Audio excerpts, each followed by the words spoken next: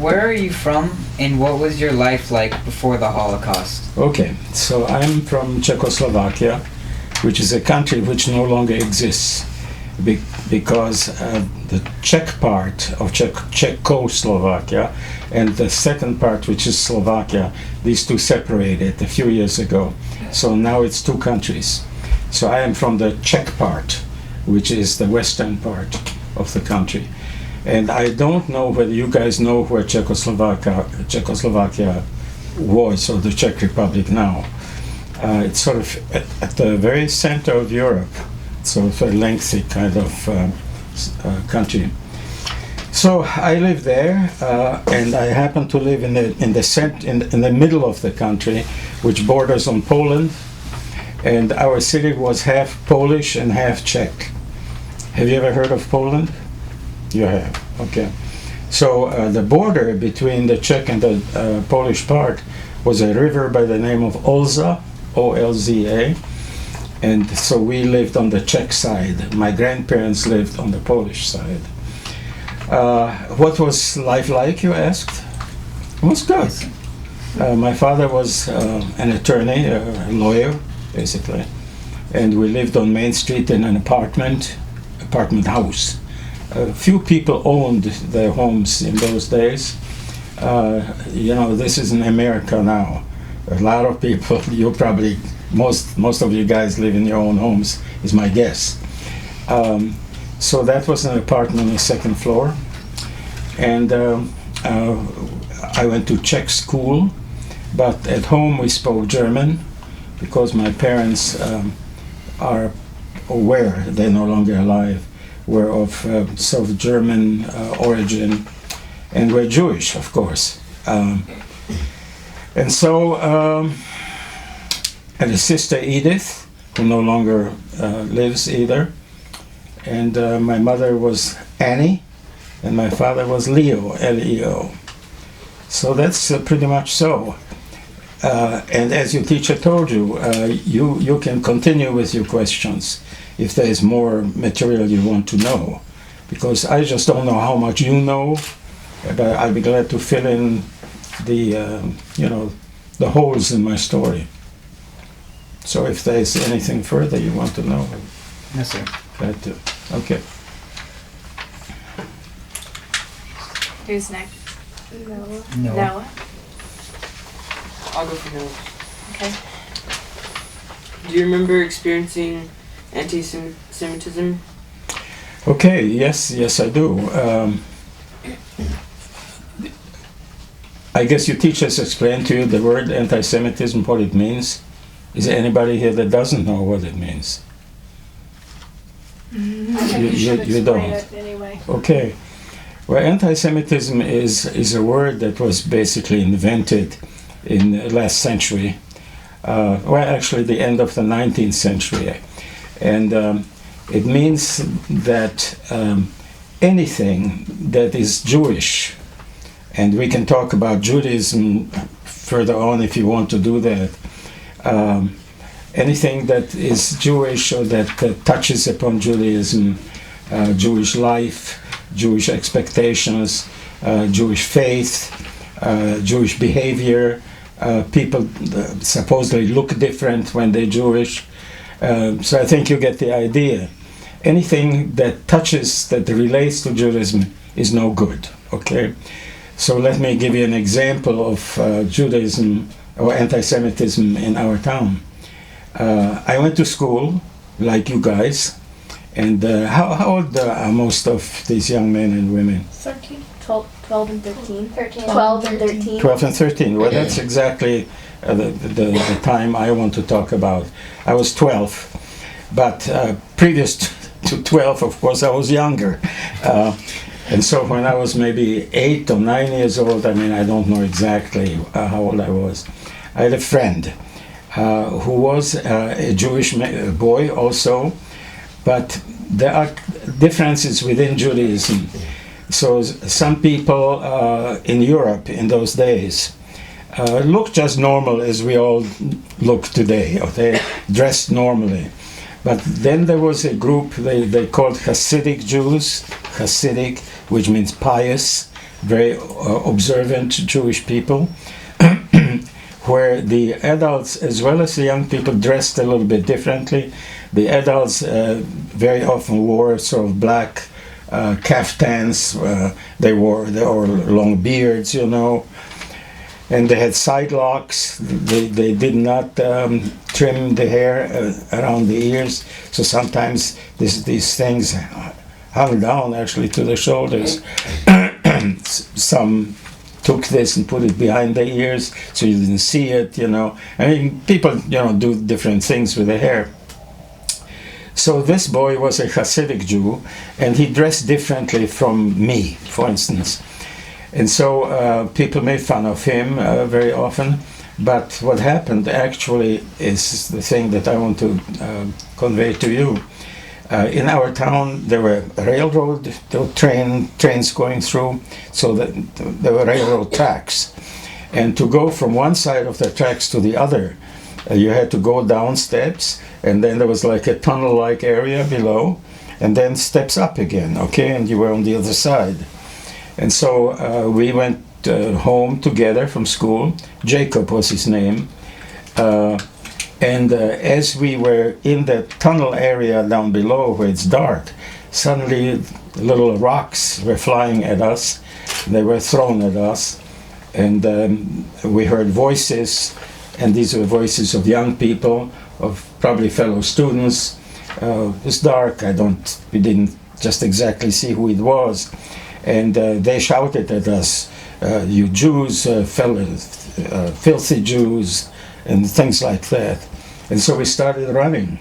And I ran in one direction, and Jacob ran in the other direction. And I saved myself in an apartment house behind a glass door, so I could see what was going on. But Jacob was just running down the street, and the kids were running after him, trying to catch up with him. And at that point, now this is something new you've never heard that I'll tell you about now. There was a sort of middle-aged person in our town who was called the stupid one. And this couldn't happen in this country, I don't think. But it happened then. And this man looked sort of scary. It was a very wrinkled face. He had long blonde hair that was curly. And he picked up the dirt in the street. There are a lot of horse-drawn carriages. You know what horses do? Oh, they don't go to the bathroom. They go into the street, okay, on the pavement. So this guy picked up the excrement from the horses, put them on a two-wheeled cart. So anyway, as Jacob was running, this guy came with his cart and picked up little Jacob and put him on the cart and galloped away with him. Now the kids made fun of this man, but they were also scared of him, because when they ran after him, making fun of him, he would quite often turn around and just, like a lion, just did this sort of sound, and they fell back. They were scared of him. But on this occasion, he picked up the little boy, put him on the cart, galloped away with him, and deposited him in front of their house. This boy's father was a tailor, and they were, probably financially speaking, lower class people. They had not much income. So you asked me about anti-Semitism, right? Okay, so there you have it. They called us Jews, filthy little Jews. Of course, in Czech, Žid is the term, which Czech, Polish, Russian, it's all the same term. And so we were scared, of course, and these things happen. And had these boys picked up little Jacob, they probably would have beaten him up. This happened from time to time. So that's racism, basically, We are the masters, and other people we can do anything to them we want to. And so we were the lower class people, and was sort of scary. Okay. Am I answering your question? Whose question was it? Yours. Do you want to ask something else on? And to be if you clear? all have follow-up questions about the stories, Yeah, it's feel okay free. to ask if you want Yeah. to know something more Sure. about the Yeah. story. Okay, so what was the first interaction that your family had with Nazis? With what? With Nazis. Family interaction? Did you say? Yeah, what was like the Well, okay. Unfortunately, throughout the wartime, we had interactions, and you'd have to read. Do you know that I just published a book, No, I didn't know that. sir? If you turn around there, you see 1, 2, 3 down. Yeah, to the left. Just pick up one of those books. Survivors? That's another one that has my story in, but below, just below that. Ziffel. No, in that stack. Okay. I think there's one there. Yeah, that just came out last month. Oh wow! Congratulations. Well, thank you. So much of these stories, that you'll hear, are in that book. Your school may want to buy them. It's $20, and the publisher sells it. I don't. So if you have any other questions, I'll be glad to respond to them. You want to do the next? Oh, the interaction. I'm sorry. I owe you an answer. I forgot. You have to keep me I thought straight. you were saying know? it was in the book. That's right.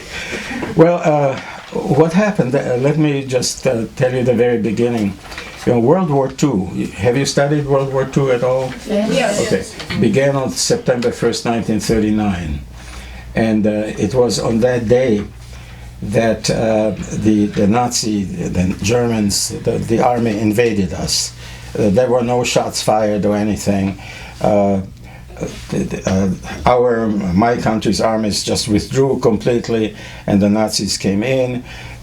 First the army, and they went across the bridges over the River Olza and went into Poland, then farther in, and that war lasted 2 weeks. That was called the Blitzkrieg in German, the lightning kind of war, because it went so fast. But we were occupied on September 1st, okay? Have you heard of the group called the SS? You haven't. Some of them have. It was a paramilitary group in black uniforms, black boots, black hats. They were sort of German police, you might say. And so that first night, I was at that time 12 years old, okay? That was 1939. I was born in 1927. I couldn't sleep. I woke up about 5 o'clock in the morning, and I couldn't fall asleep again. I was scared. I don't know why. I mean, these things happen. You just can't fall asleep again. And so I went in search of my father, because my father and I had a really good relationship.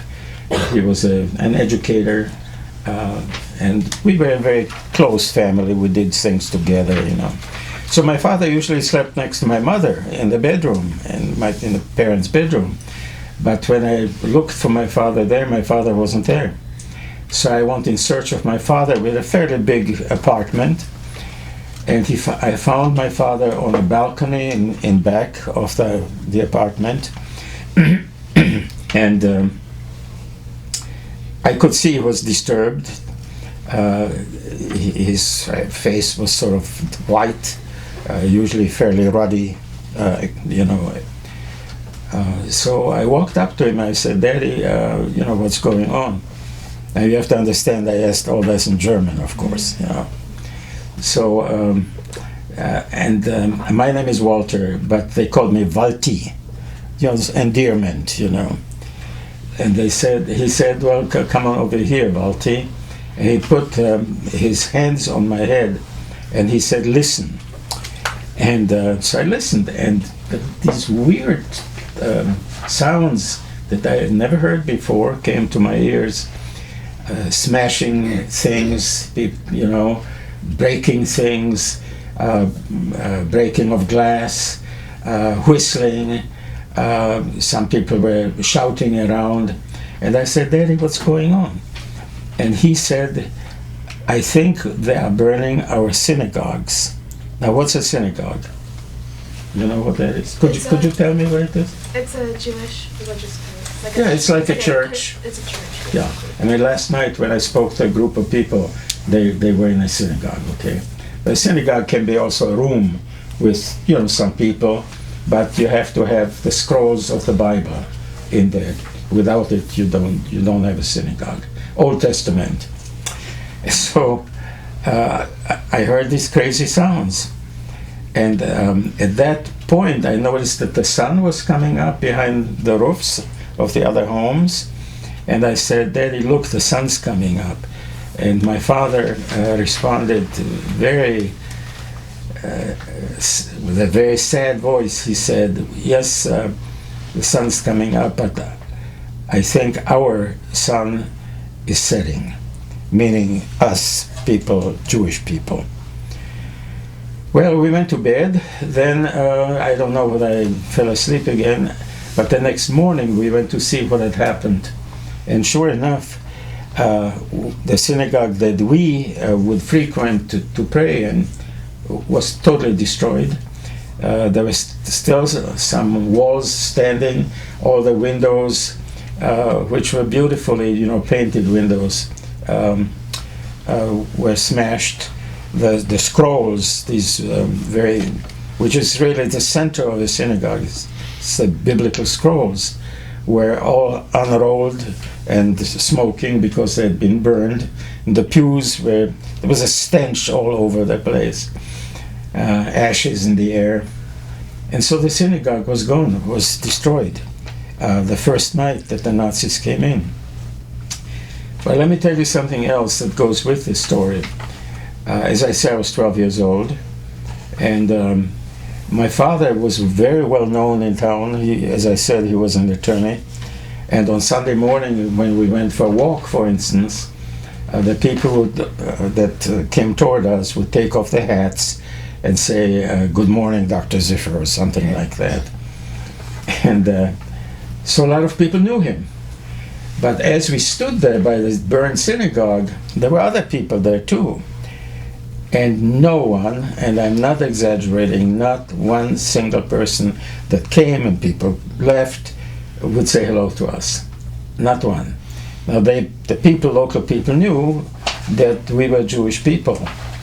So they totally ignored us.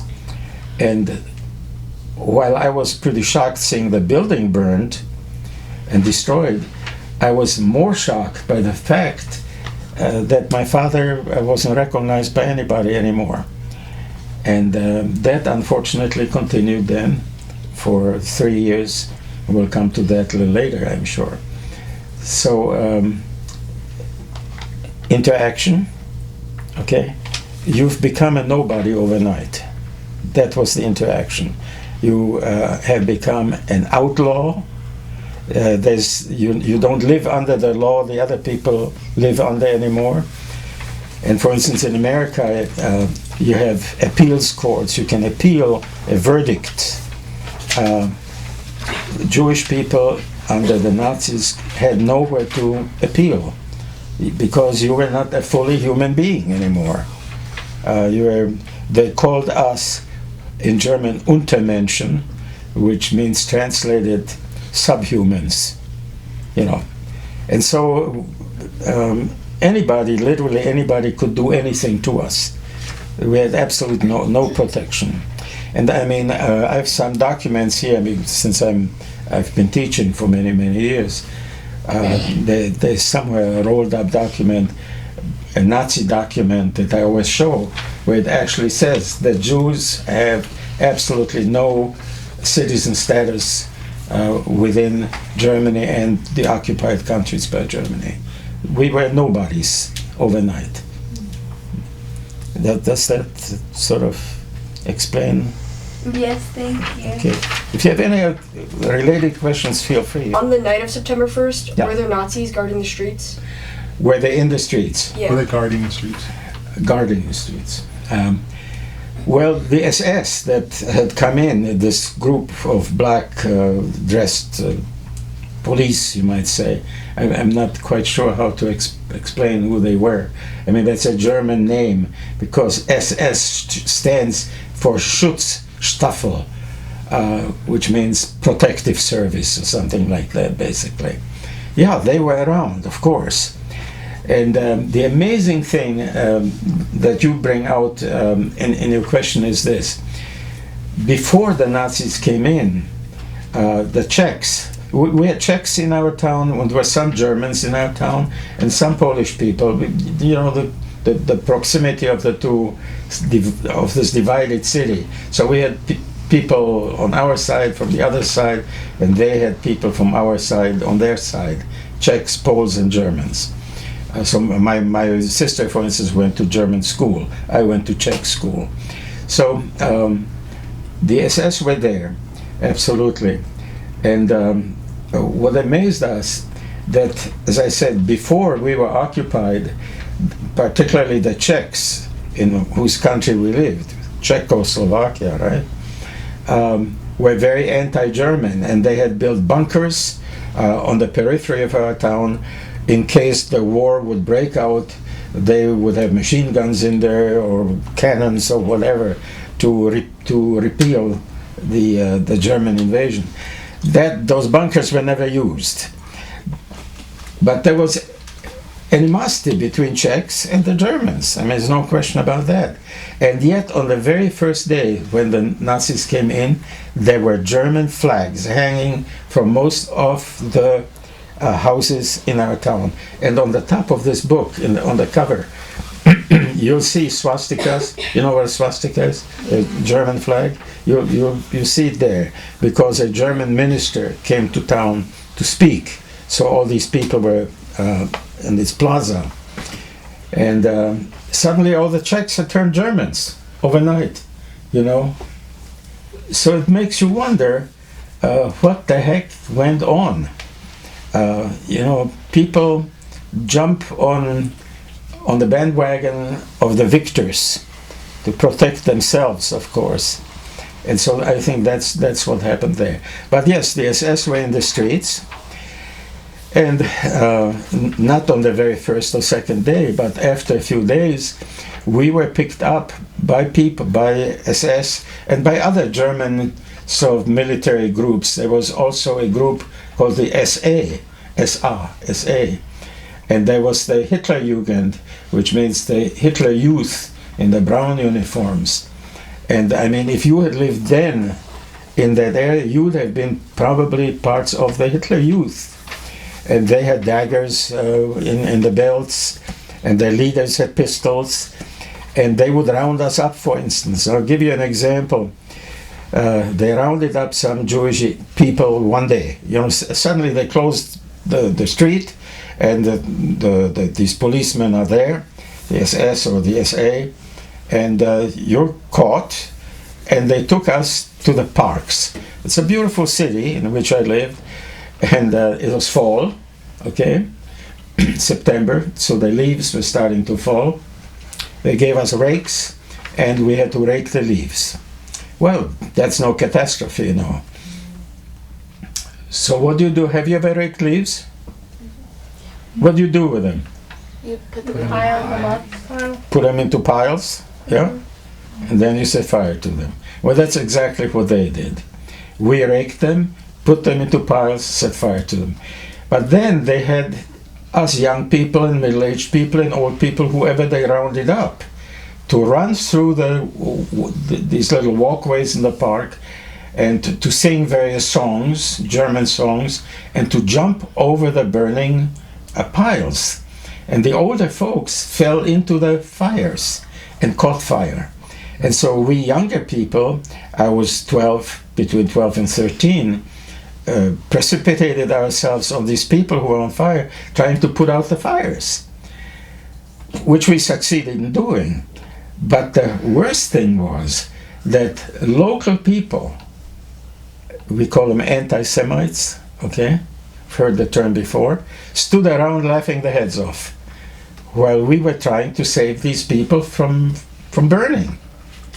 So these are people who enjoy seeing other people suffering. There are such people. And there are such people still in our lives today, in our time. These people are called sadistic people. They enjoy other people's suffering. So nothing happened to me personally, but since you asked, about were they in the streets, yes, they were. And they tripped us up. And what I didn't tell you, but I should tell you this, just a week or two after the Nazis came in, all the Jewish people had to wear white armbands with a 6-pointed blue star that identified us to everybody else as Jewish people. Maybe a month later or 2 months later, I don't remember, they changed the system and we had to wear a yellow star inscribed with the word Jude. Jude means Jew in German. So we were marked. Now imagine this now. My mother, for instance, like your mothers, want to feed their children, you guys. My mother was the same way. But going to the market now to buy things was a real problem for her because the people didn't want to be seen selling things to Jewish people. And so it was extremely difficult to get provisions, just food, okay?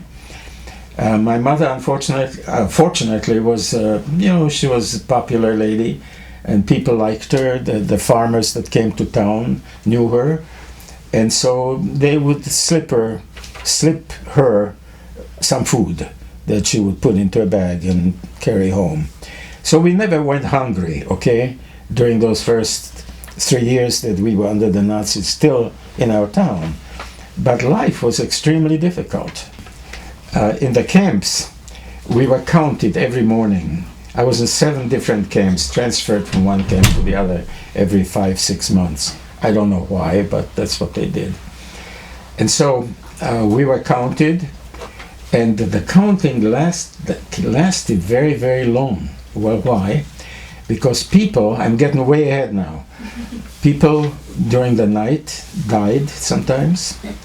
People on the way to work were shot.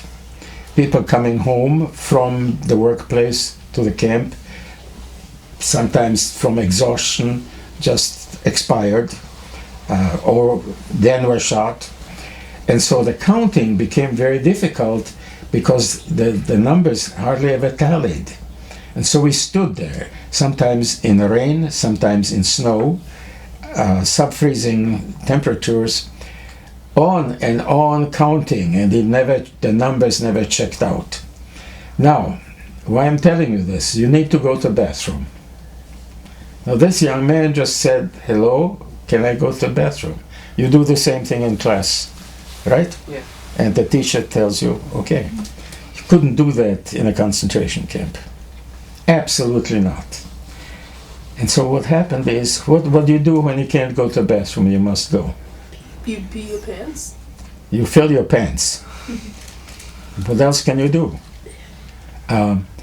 In sub-freezing weather, people, particularly older people who couldn't hold the pee, the urine in, okay? Urine ran down their legs to the ground, and they froze to the ground. We had wooden shoes. And then when the command came, turn right, march, they couldn't go. They were stuck. And so we had, with our shoes, walked up to them just before we started marching and just hit them, just kicked their shoes. And that loosened them. These are horrible things. You feel like laughing, but this is just absolutely horrible. And what happened then is that under one shoe, wooden shoe, you may have had that much snow built up, and under the other shoe, nothing. And so you started limping. You tried to march limping for about 45 minutes, an hour, to a construction site. And the guards on both sides, with the dogs and the guns, they would say, schneller, schneller, which means faster, faster. They wanted to get there so they could warm up a little bit in some kind of a building there. We couldn't. So people would fall down. People that had this problem with the snow. We had to march over them. You couldn't pick them up. When the column had passed, we heard shots. And these people were simply eliminated, were shot dead.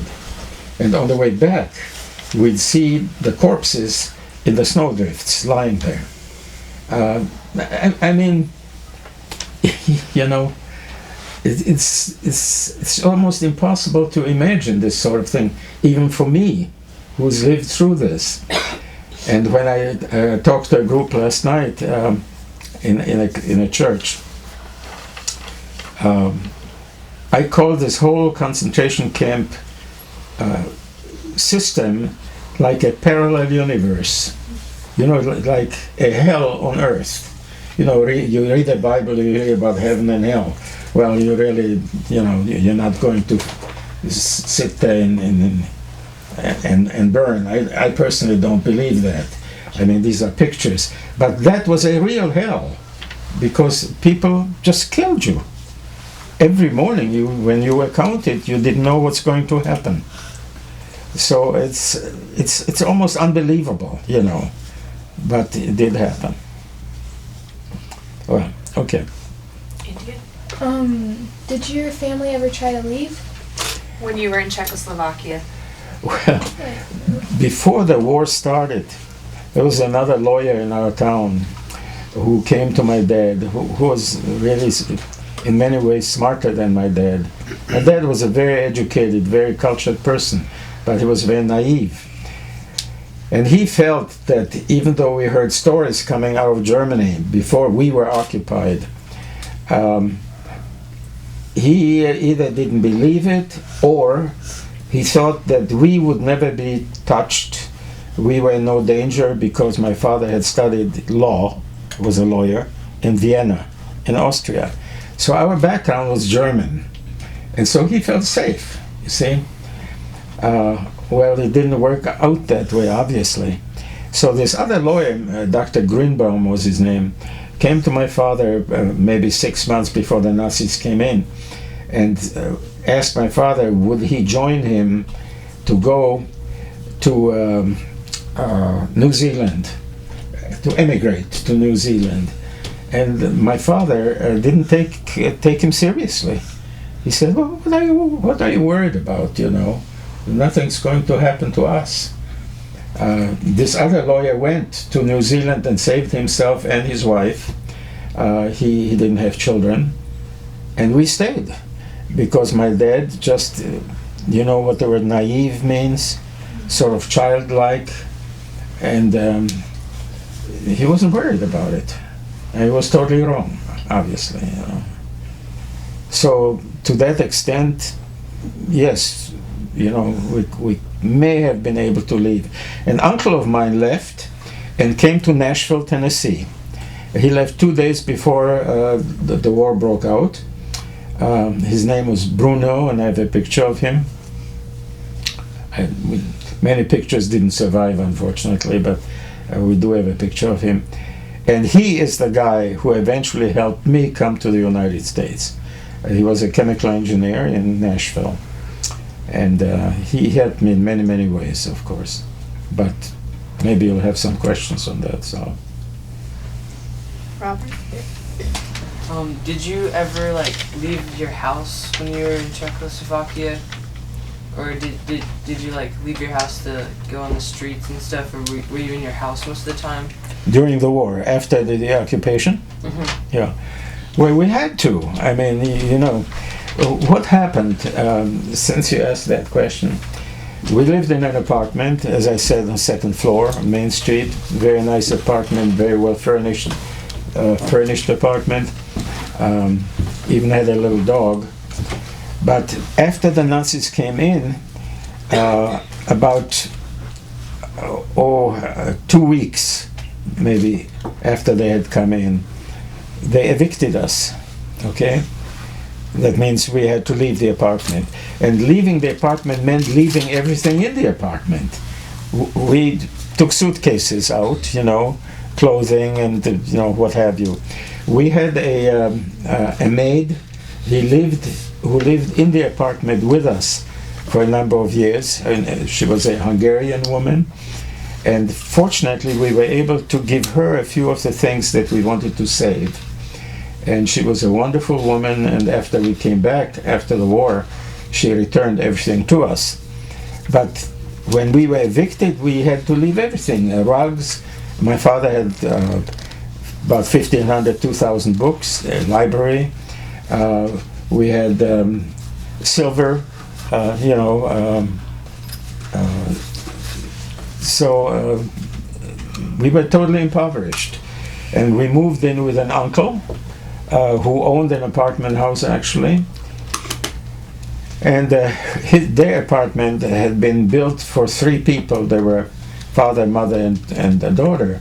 Then we moved in with 4 people, so that made it 4 and 3 makes it 7, if my arithmetic is right. Yes. And then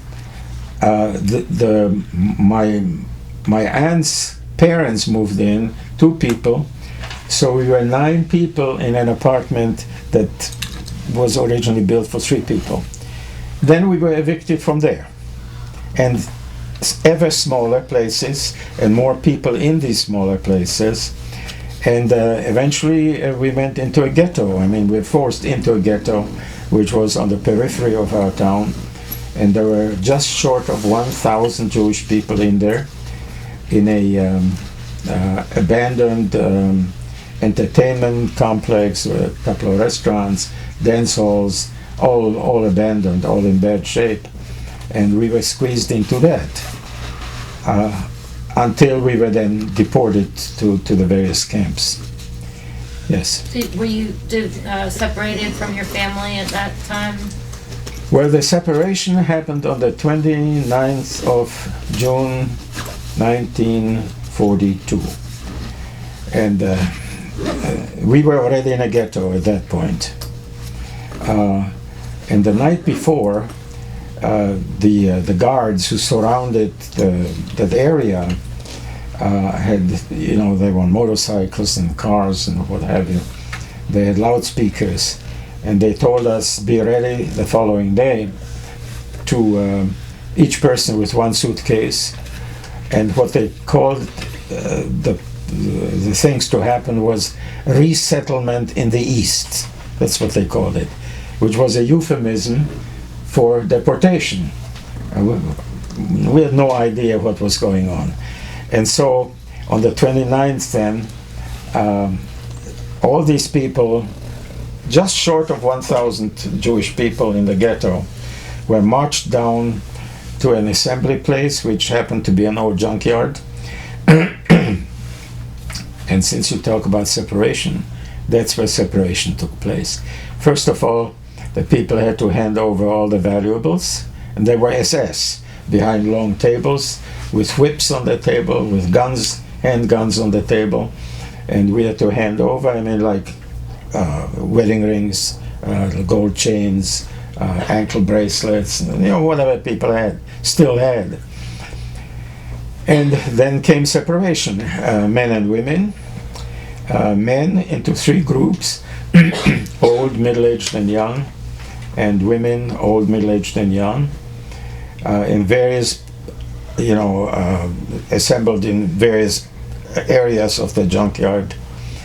And when it came to me, when I was told over there, my mother ran behind me, after me, and said, Valti, Valti, don't leave us. And then the SS man walked up to her and hit her with his whip over the shoulders, or on the shoulders, and just pushed her back into the group of women that she was designated for. And then I stood with a bunch of young people waiting, basically in one part of the junkyard, for the trains to come and to take us away. But to give you an example of the destruction that these people wrought on us, I knew among these young people 15 other boys, so 16 altogether with me. And out of the 16 boys, 2 survived. There was a fellow by the name of Peter Berger, after liberation, he went to Israel and worked on a farm there, and I came to the United States. So 2 out of 16. I have a picture of part of my family upstairs. I might bring this down just to show it to you in a few moments. And 2/3 of those people were murdered in the camps. And Edith? Edith survived. My nuclear family survived in a practically miraculous way. We've got a question later for that. Okay. Yeah. Do you want to hear that? A little bit later, one of the students has a Okay. question that I think Sure. that story will come out with. Yeah, sure. I think Robert, yours was kind of answered a little bit, but you can go ahead. What was your experience like the first time you were put You have to talk a little loud, I can't hear. What was your experience? Sorry. It's not your problem, it's my problem. My ears aren't as good as they used to be. What was your experience like the first time you were put in a concentration camp, and how did you get there? Can you repeat that for me? What was your experience like the first time you were put in a concentration camp, and Okay. how did you get there? Okay, all right. Well, that really sort of follows what I just told you. The trains arrived, okay, and we were put on these trains.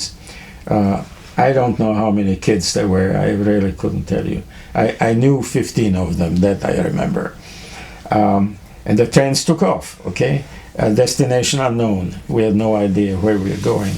By the way, in this book, there's second or third page, there's a map there, and all the camps are actually designated there. I'm not sure you can make sense of it because you don't see the bigger picture. Yeah. Walter, I put water over there for you. Pardon? I put a glass of water there if you want it. Oh, thank you.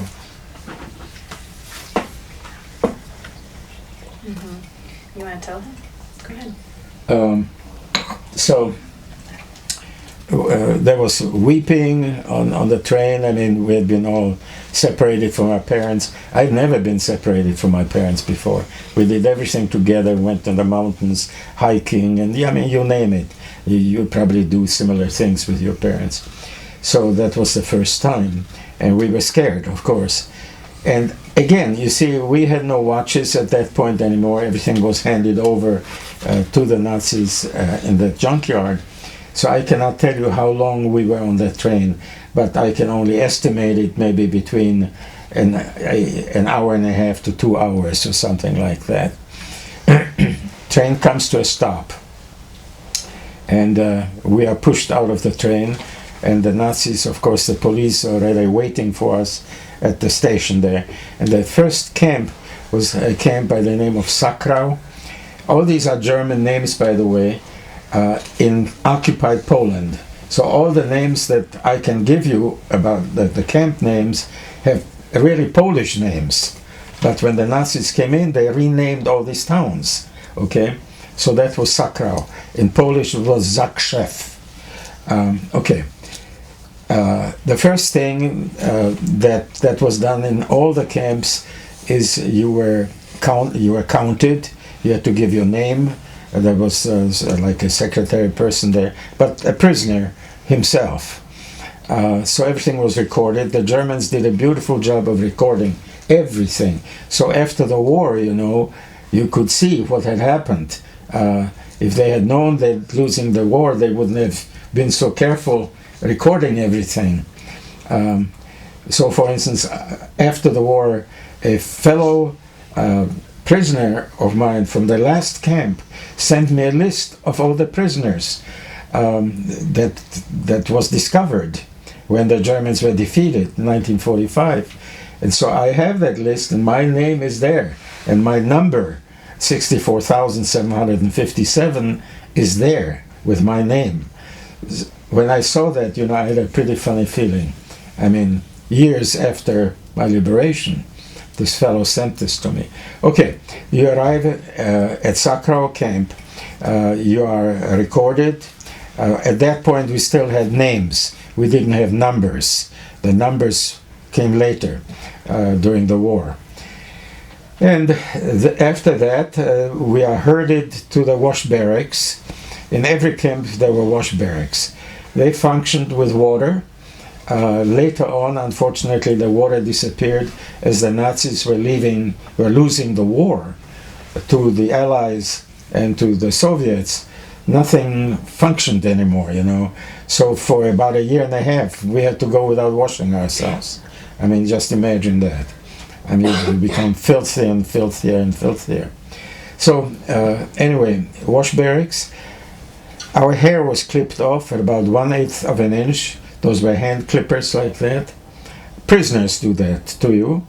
And then in the first camp, they shaved about a 1-inch stripe onto our heads, going from up front here down to here. So stripe back. We used to call that the alley for the lice to walk on. You know, you have to have a sense of humor even in the worst of situations. Laus alley. Showered. We still kept our clothing at that point. It was not taken away from us. And then, you know, you're assigned a bunk bed in a barrack. That's where you're going to live with maybe 40 to 50 other people. Now the work there consisted for us of shoveling sand in a sand quarry, because we were building the Autobahn for Hitler, the big expressways that still exist to this day, and of course they well maintained, the beautiful highways. And so we were shoveling sand into, I don't know, I can't ever describe this. These were small, like construction type trains, cars, triangular like that you could turn over and you could spill the sand out on one side. You know, I mean, they were twice as big as the table, maybe higher, wheels of course, but one side, you know, you could, I don't know, you can just turn this thing over. And so I just came, you know, from home, ghetto, but we still were as a family together then. We still had food, we ate. And so I shoveled. I was a good shoveler. And I took pride in filling my truck, my car, very beautifully. And at one point, maybe the second or third day on that construction site, some prisoners jumped me and started hitting me. The guys weren't looking, the guards weren't looking, and I was in the sand and they were kicking me around and slapping me. And I didn't understand what was happening to me. And so marching back to the camp then and getting our rations in the evening, I identified one of these guys that had done this to me. And I walked up to him and I said, "What in the world? I'm a prisoner here just like you." You know, I was at that point a little bit over 14 years old. "Why would you do this to me?" I mean, he was a big guy. And he said, "Because you're stupid. You are filling your car, your car, well, best thing I can use it, faster than any of us. We've been here already. Months, in some cases, maybe years. And you just came in and you're really raising the bar a bit too high. Do you want for Hitler to win the war? When the guards look, you shovel. When the guards don't look, you don't. You stop." So I learned my lesson. And I mean, it was an important lesson, not from a political standpoint, but you don't want to expend your strength if you don't have to. Because if you do, well, you're going to expire a little faster than other people who are smarter than you are. So in all the camps, you may have in your studies heard about concentration camps, and you may have heard about death camps. You may have heard extermination camps. Auschwitz, for instance. You know, when you arrived, most people from my town went directly to Auschwitz, and 24 hours later they were dead and poisoned and cremated. In other camps, they put us to work. But make no mistake about it, the purpose was to extract the last strength from the prisoners, in the case when they had you work, and then you die anyway. I mean, the purpose was to kill you, but to profit from whatever strength was left in you. And so, you know, yes, there is a technical difference between an extermination camp and a slave labor camp, but the purpose of it was to kill us. That's it. So that was the first camp.